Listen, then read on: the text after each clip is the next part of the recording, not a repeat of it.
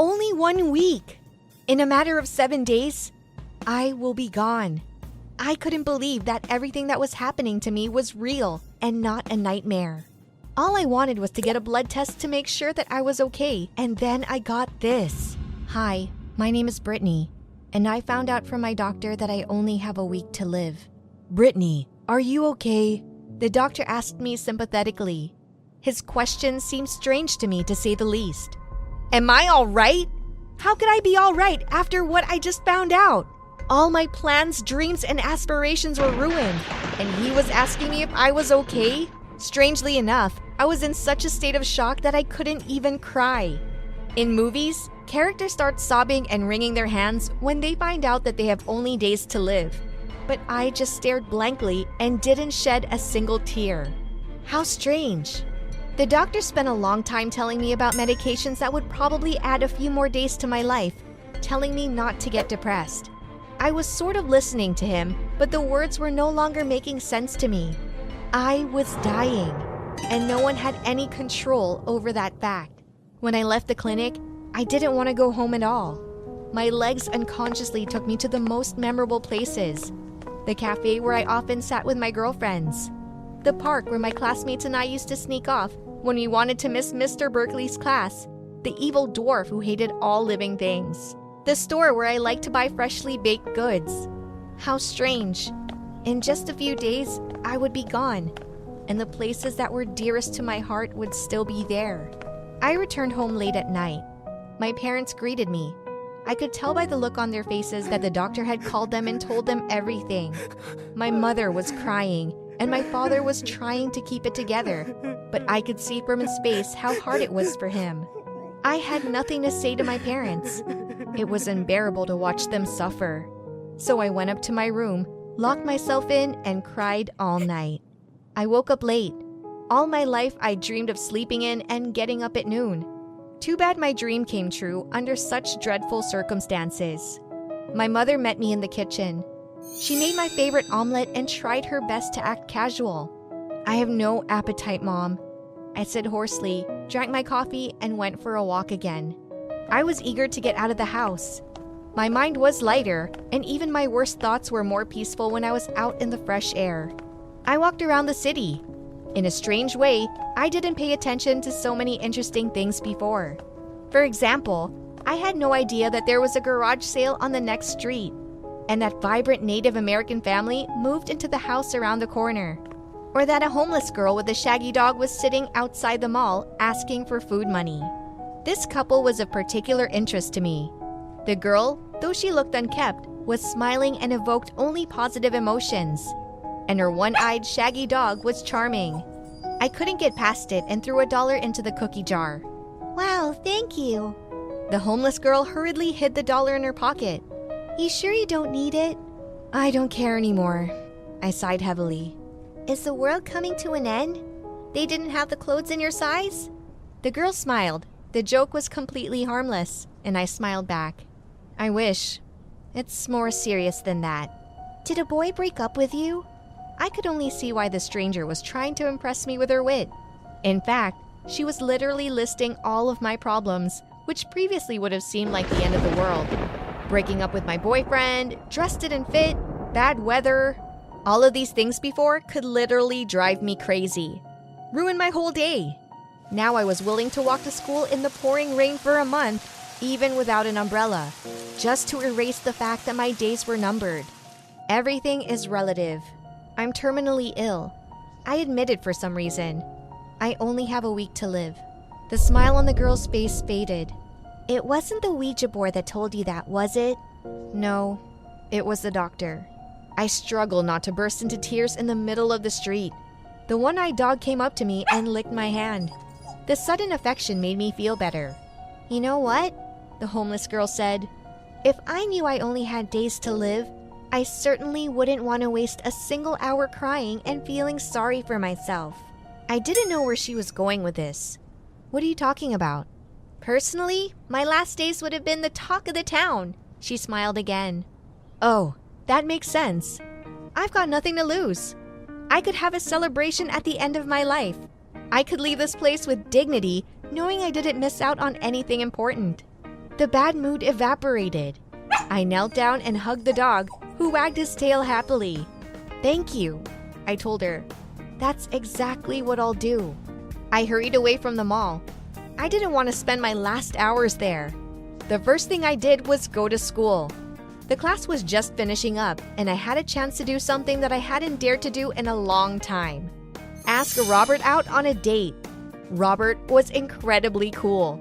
He drove his own bike, was into music, and was the school's bad boy. I had a big crush on him for a long time, but until today, the very thought of telling him how I felt was terrifying. But that would change today, because even if Rob told me to screw off, I wouldn't have to suffer for very long.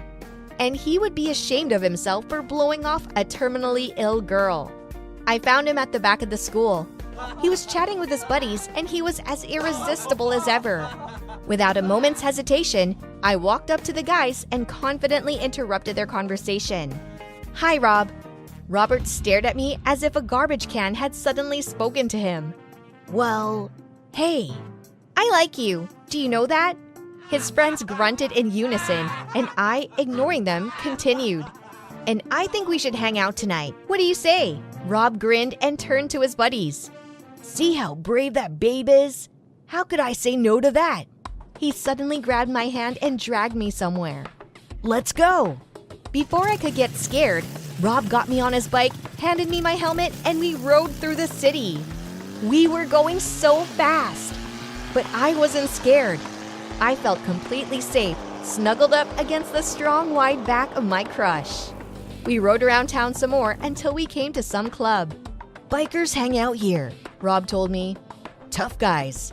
But are you cool enough to hang out here?" Am I cool? I spent all my free time reading books and watching TV shows. I don't think I can impress those brutal, hairy men in leather jackets. But when your life is slipping away with every minute, there's no time for doubt. "We'll see about that." I shrugged, and Robert grinned again. He was so charismatic.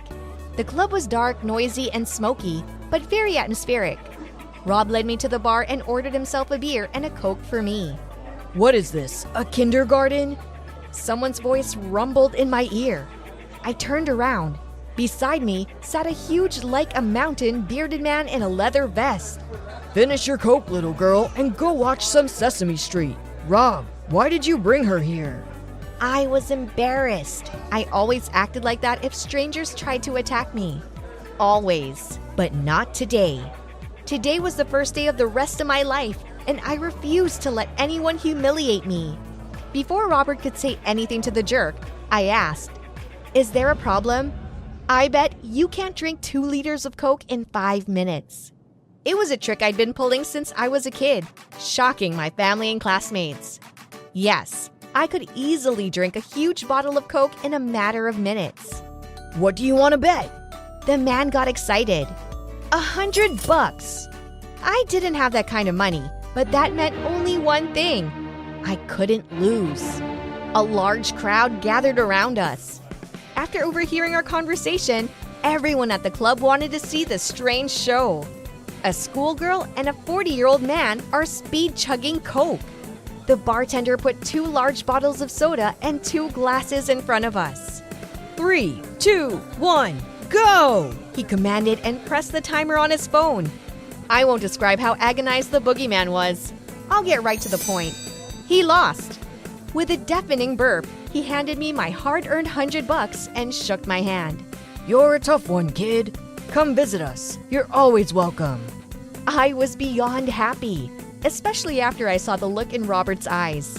The guy looked at me with admiration. Yes, he certainly has never seen such a performance before. "Let's go dance," he suggested. I nodded happily. We left the biker club and went to another club where we danced for hours. Suddenly, the owner of the place came out on the improvised stage. "And now, our traditional karaoke night. Who wants to open it with his favorite song?" "I dare you," Robert whispered in my ear. Are you kidding me? No way. I love to sing, but I only did it at home when no one could see or hear me. But now his words sounded like a command to action because I had nothing to lose. My shame will die in a few days along with me. Me! I raised my hand and went up on stage and picked my favorite Beyoncé song. That night, I was not the Britney I had been for all 16 years.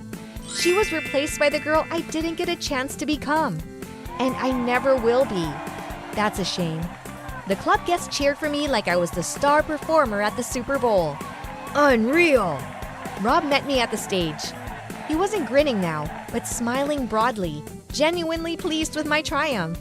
Glancing at my watch, I exclaimed, "It's getting late." "It is." Robert nodded. "I'll take you home." I gave him the address, and there we were, speeding through the dark streets of the city. When we got to the door of my house, he took my helmet out of my hands, leaned over, and kissed me. "Steve's right. You're really cool, Britt." My heart fluttered. Yeah, it's worth dying for. "See you tomorrow." Robert waved his hand and raced down the street, scaring the neighbors with his engine. My parents were expecting me. On any other day, they would have greeted me with a scandal. But not today.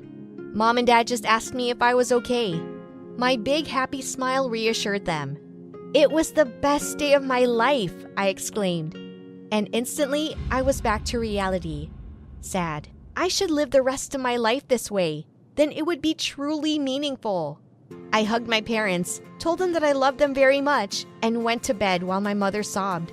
I had wonderful dreams where Robert and I went on dates and rode on his cool bike. Britt, wake up!"